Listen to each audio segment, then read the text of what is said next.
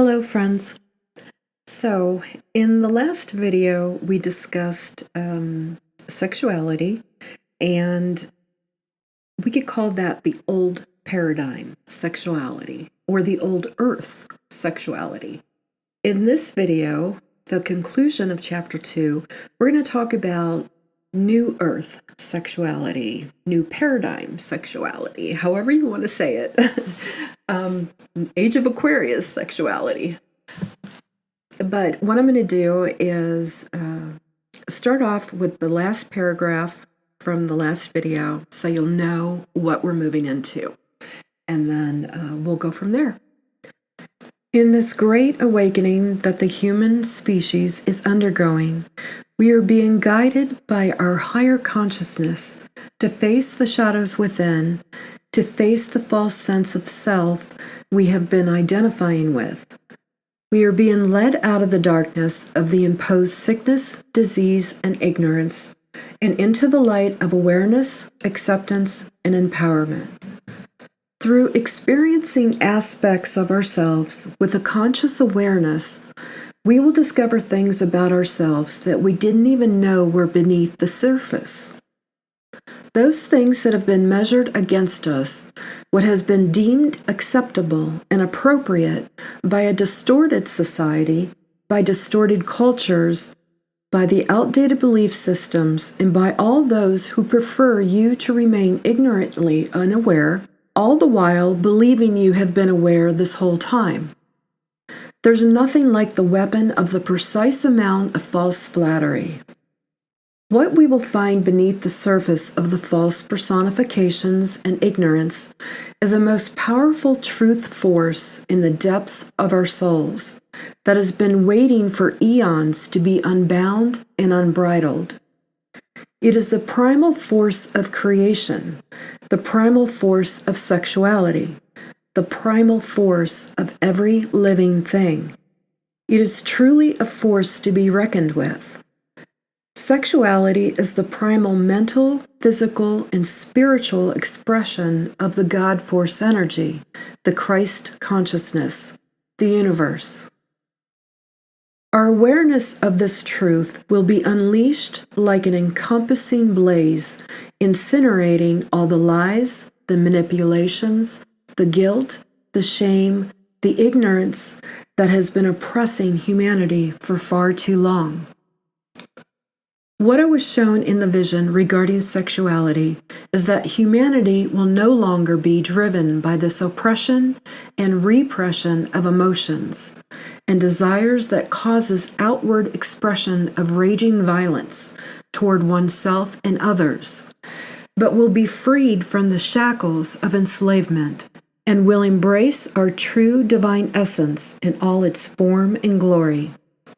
We will learn to unlearn what is not truth, and we will release any and all strongholds and bindings that the lies have held onto us with. Human sexuality will, through a process of undoing, be what it was always meant to be, an expression and exchange of sacred creative energy. We are walking out of what we believed as truth and into what is our natural birthright. When natural instinctual sexuality is governed, regulated, and exploited by forces for centuries who wish to remain in control in order to hide and dim our innate creative force within, inevitable consequences will follow, as they have. However, when oppression and repression is no longer accepted internally and externally, and therefore inevitably no longer enforced, then rebellion and control no longer entice and lure the senses to play out the consequential caged rage of which is felt within.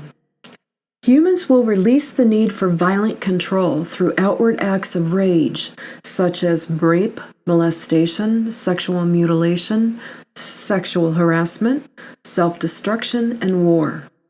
Violent control of lesser degrees in sexuality will also be relinquished, such as jealousy, entitlement, bribery, manipulation, and any other self-serving control of another human being.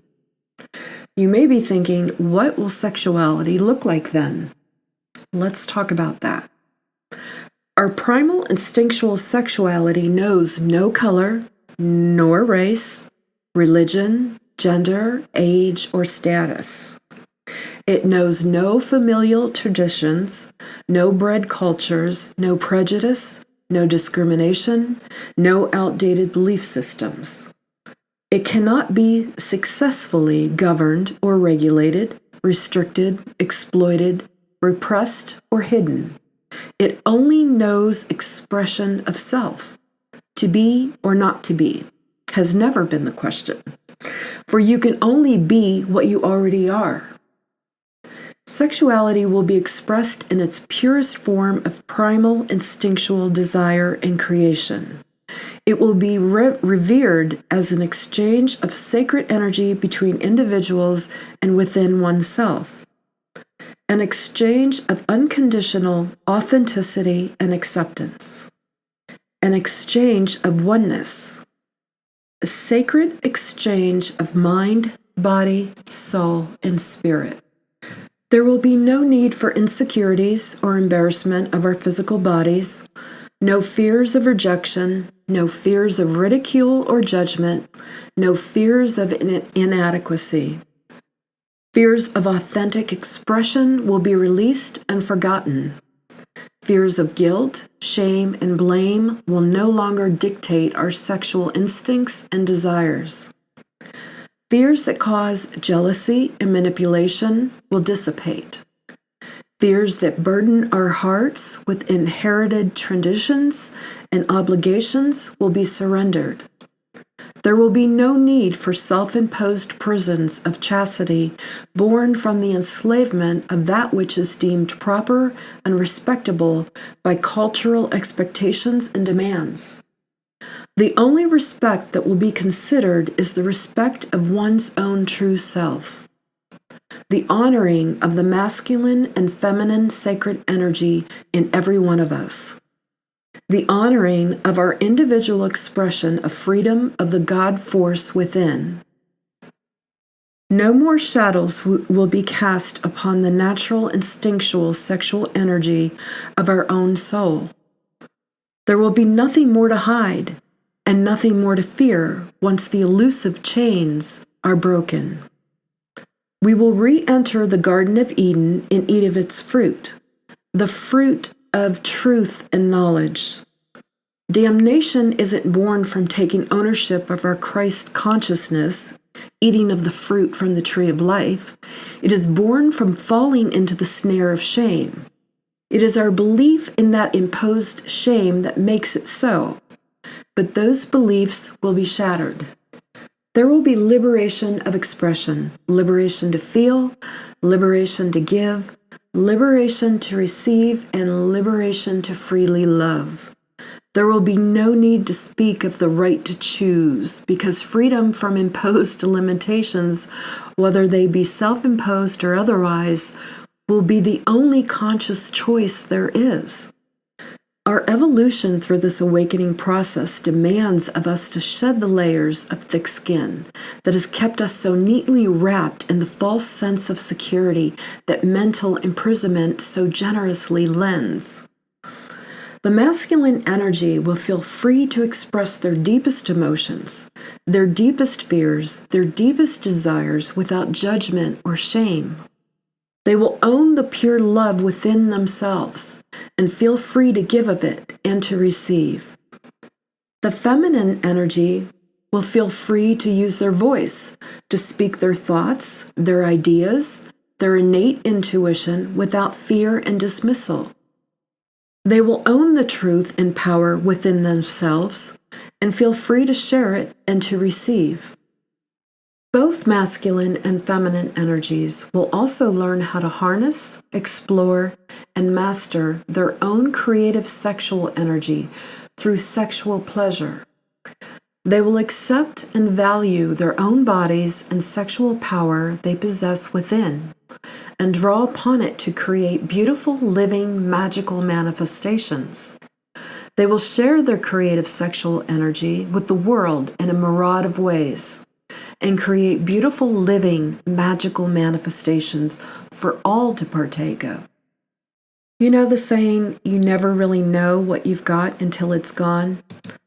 Well, there's another saying, you never really know what you've been missing until you find it.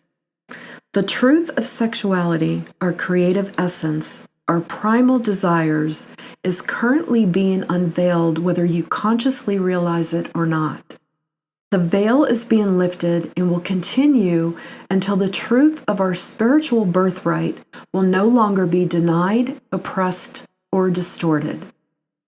It will, however, reach a pivotal point in humanity in which it comes into our conscious awareness fully and become the acceptable and welcomed new normal amongst human beings.